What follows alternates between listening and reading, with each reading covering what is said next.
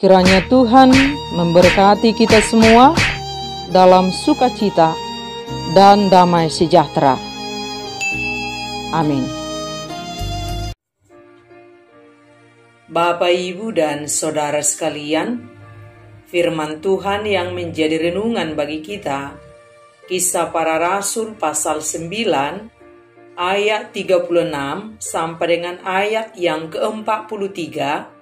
Demikian firman Tuhan. Di Yope ada seorang murid perempuan bernama Tabita, dalam bahasa Yunani Dorcas. Perempuan itu banyak sekali berbuat baik dan memberi sedekah. Tetapi pada waktu itu ia sakit lalu meninggal. Dan setelah dimandikan, mayatnya dibaringkan di ruang atas. Lida dekat dengan Yope. Ketika murid-murid mendengar bahwa Petrus ada di Lida, mereka menyuruh 2 orang kepadanya dengan permintaan, "Segeralah datang ke tempat kami." Maka berkemaslah Petrus dan berangkat bersama-sama dengan mereka. Setelah sampai di sana, ia dibawa ke ruang atas, dan semua janda datang berdiri dekatnya, dan sambil menangis, mereka menunjukkan kepadanya semua baju dan pakaian yang dibuat Dorcas waktu ia masih hidup. Tetapi Petrus menyuruh mereka semua keluar. Lalu ia berlutut dan berdoa.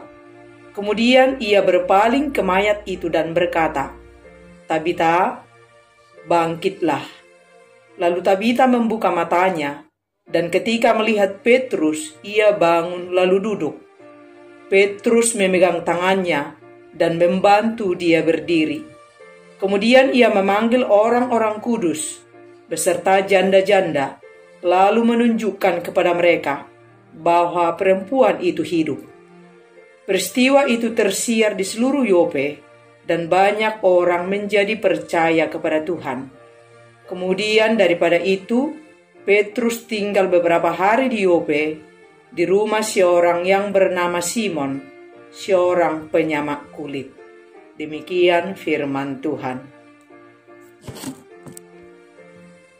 Bapak, Ibu, dan Saudara sekalian, kita harus tahu bahwa sebagai murid Kristus, tugas dan panggilan hidup kita adalah untuk menjadi saluran kasih Tuhan kepada sesama.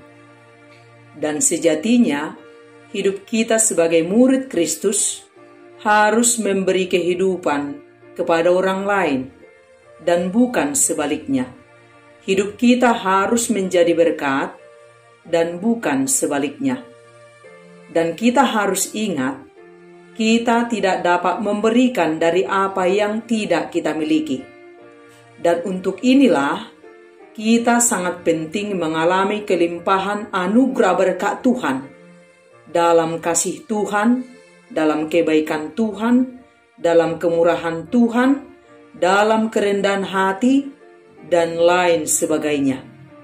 Diberkati untuk menjadi berkat, beroleh kemurahan, beroleh kasih, beroleh kebaikan dari Tuhan untuk disalurkan kepada orang lain.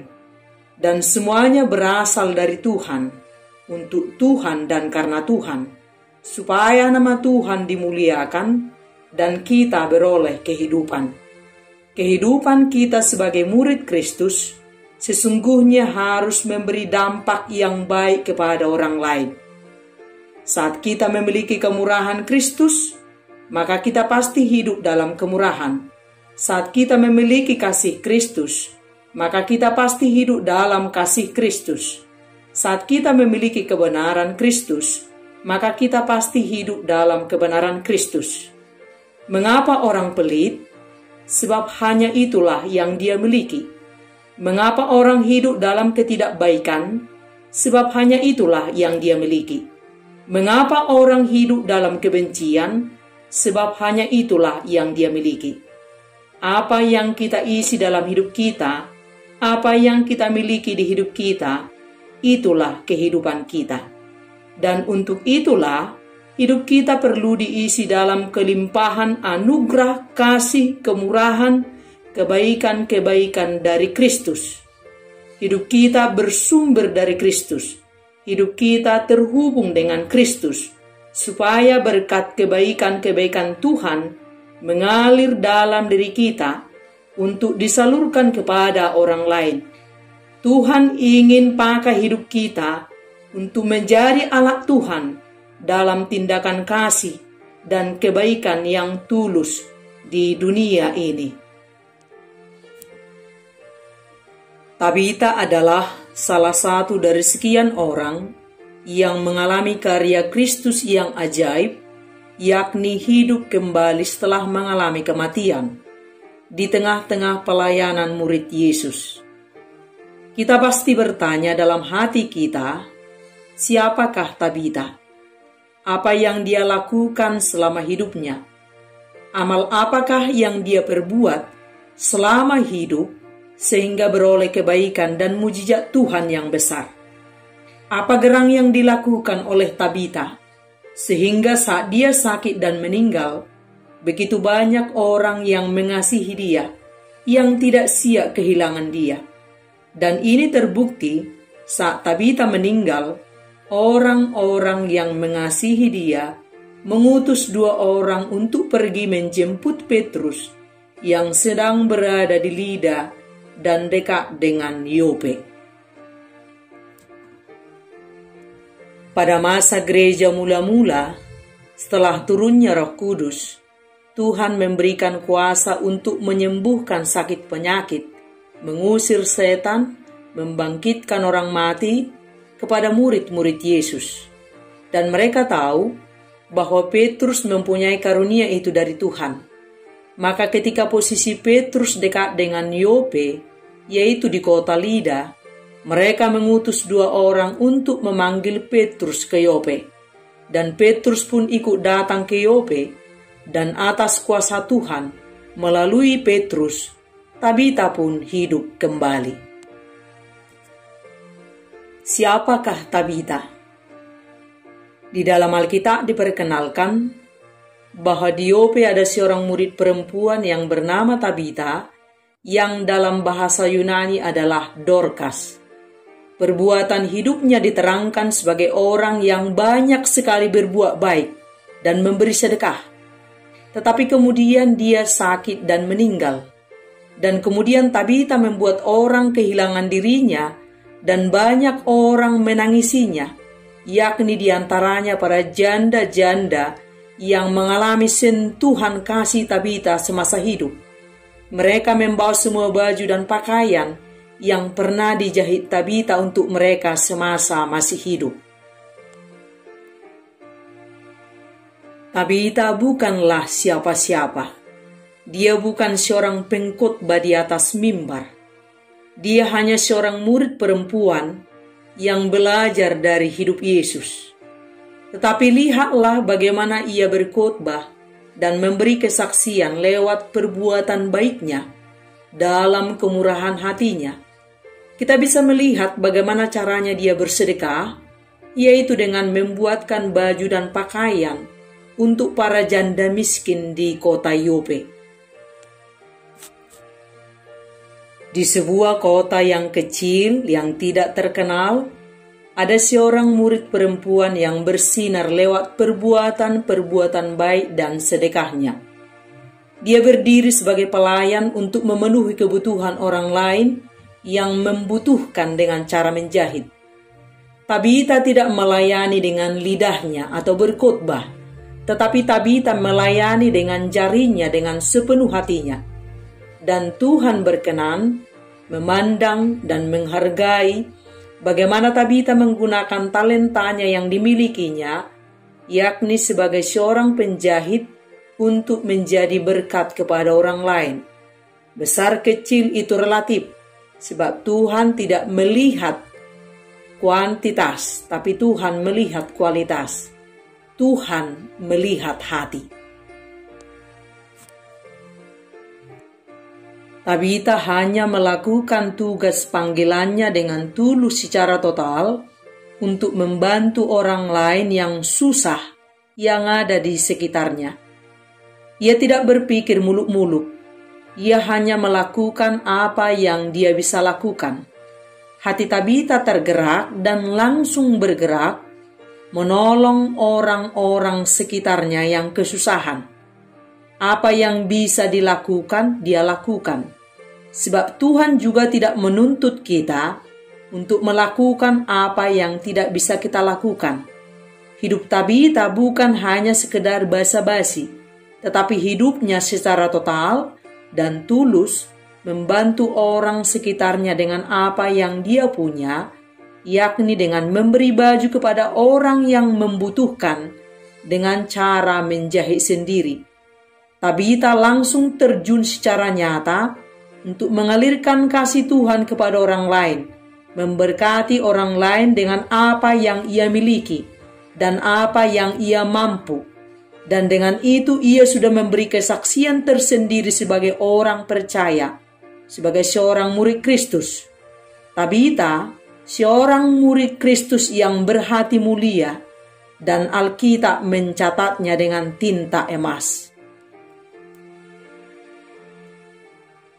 Bapak, Ibu, dan saudara sekalian, untuk melayani Tuhan dan melakukan pekerjaannya, kita tidak harus selalu berkhotbah di atas mimbar. Kita tidak perlu juga menunggu sampai kaya raya atau menjadi orang besar dan terkenal untuk bisa melayani Tuhan. Kasih yang nyata jauh lebih bermakna daripada hanya sekedar berkata-kata dan sekedar program-program. Setiap tindakan nyata kita yang kecil sekalipun, yang kita lakukan dengan tulus, dengan sepenuh hati kita, bisa sangat berharga di mata Tuhan. Lakukan saja apa yang bisa kita lakukan. Pakai hidup kita untuk memberi kehidupan kepada sesama. Jika kita punya uang, berbagilah dengan ikhlas. Jika kita tidak punya uang, berbagilah dalam kebaikan-kebaikan. Perkataan-perkataan kita yang memberkati, yang menguatkan, itu juga bagian dari tindakan kasih nyata yang bisa kita hidupi. Bukankah melalui kata-kata orang bisa menjatuhkan orang lain? Lihatlah Tabita, tanpa banyak berbicara, jari-jarinya memberi kehidupan kepada orang lain. Gunakan jari-jarimu untuk memberkati orang lain, jangan sebaliknya. Di dunia media sosial sekarang ini, bukan hanya mulut lagi yang perlu kita jaga, jari-jari kita juga harus kita jaga supaya tetap menjadi berkat kepada orang lain. Firman Tuhan berkata, hendaklah masing-masing memberikan menurut kerelaan hatinya, jangan dengan sedih hati atau karena paksaan, sebab Allah mengasihi orang yang memberi dengan sukacita. Dan sesungguhnya semua kita murid Kristus terpanggil untuk menjadi saluran berkat kepada orang lain. Diberkati untuk menjadi berkat. Memberi dari apa yang kita punya. Melakukan dari apa yang kita bisa.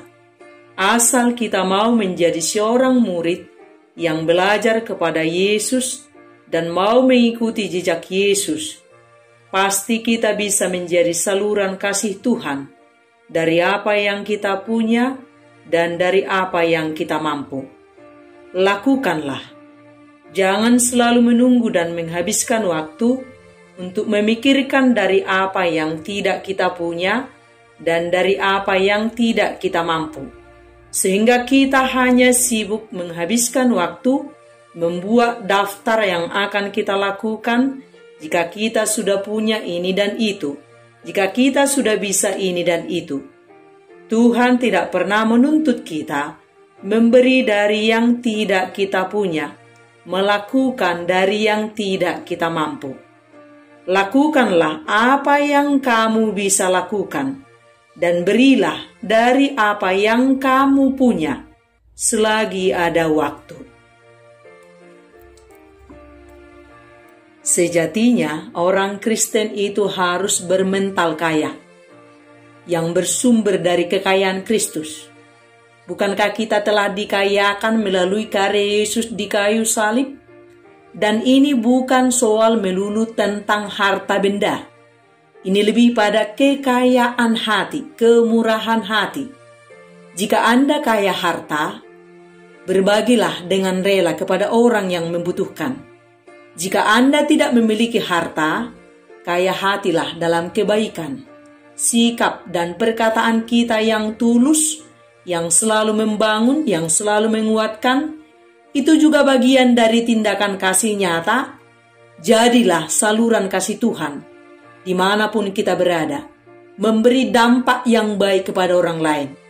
Berkatilah orang lain dimanapun kita berada melalui seluruh kehidupan kita, seturut fungsi kita di dunia ini sebagai garam dan terang dunia. Seringkali kita mendengar orang berucap, "Saya ingin menjadi orang kaya supaya dapat menjadi saluran berkat kepada orang lain yang membutuhkan." Tetapi betulkah setelah kaya menjadi rela membantu? Jadilah kaya hati, murah hati seperti Tabita, yang menjadikan seluruh hidupnya untuk menjadi saluran berkat bagi orang lain. Tabita melayani Tuhan dengan memberi apa yang dia punya dan apa yang dia bisa. Tabita seorang murid yang belajar dari Yesus. Keteladanan kasih Yesuslah yang diikuti oleh Tabita. Yesus yang telah rela memberi hidupnya seutuhnya untuk keselamatan seluruh umat manusia tanpa syarat, tanpa pamrih. Kehidupan murid Kristus sejatinya mengasihi sesama dengan tulus, tanpa syarat, tanpa pandang bulu, dan tanpa menilai. Sekarang bagaimana dengan kita? Kita yang menyebut diri kita murid Yesus. Jika kita murid Yesus, jadilah sebagai murid yang mengikuti jejak Yesus, yang belajar dari Yesus. Jadilah murid yang mengagumi kemurahan kasih Tuhan yang agung itu. Berilah dari apa yang kita punya, dan berbuatlah dari apa yang kita mampu dengan tulus tanpa mengharap imbalan. Tanyakan diri kita, apa yang bisa kita beri? Jangan fokus hanya ingin menerima dan mengambil dari pelayanan yang kita lakukan dan selalu merasa kurang terus dan kurang terus. Saat kita dipenuhkan di dalam Tuhan, motivasi kita untuk melayani bukan fokus untuk menerima, bukan fokus untuk memperoleh keuntungan materi, bukan fokus pada diri kita melulu, tetapi fokus kita memberi hidup kita untuk menjadi saluran kasih Tuhan. Apa yang kita terima dari Tuhan, yakni kebenaran firman Tuhan yang menghidupkan, itulah yang kita bagikan, supaya semakin banyak jiwa-jiwa yang percaya dan mengikuti Yesus dan memperoleh kehidupan, dan nama Tuhan dimuliakan. Maukah kita menjadi Tabita masa kini? Untuk menjadi Tabita masa kini, prinsipnya harus sama, yakni kita harus menjadi murid Yesus yang selalu belajar kepada Yesus dan mengikuti jejak Yesus. Gunakan hidupmu, pekerjaanmu, hartamu, talentamu, dan keterampilanmu untuk menjadi berkat bagi orang lain. Kita tidak harus menjahit pakaian seperti Tabita. Kita bisa melakukan pelayanan kasih yang sama dengan talenta yang berbeda-beda yang kita miliki saat ini. Sekecil apapun yang kita perbuat, karena belas kasih yang tulus dan tanpa pamrih, itu akan dihargai oleh Tuhan. Sebagai murid Yesus, biarlah kita akan dikenal dan dikenang karena pelayanan kasih kita kepada sesama. Saat kita hidup, biarlah kita hidup dalam kebaikan-kebaikan yang bersumber dari Tuhan, agar saat kita mati dalam kenangan yang indah. Dan saat kita terus bertumbuh dalam kebaikan-kebaikan di dalam Tuhan, yang sangat tulus, dari buah iman kita mengikuti Kristus, maka tabiat kita akan menjadi semakin serupa dengan Kristus. Dan kalaupun kita mati, Yesus akan membangkitkan kita kelak pada saat kedatangannya yang kedua kali untuk menerima hadiah surgawi, yaitu kehidupan yang kekal. Hendaklah kebaikan hatimu diketahui semua orang. Tuhan sudah dekat. Amin.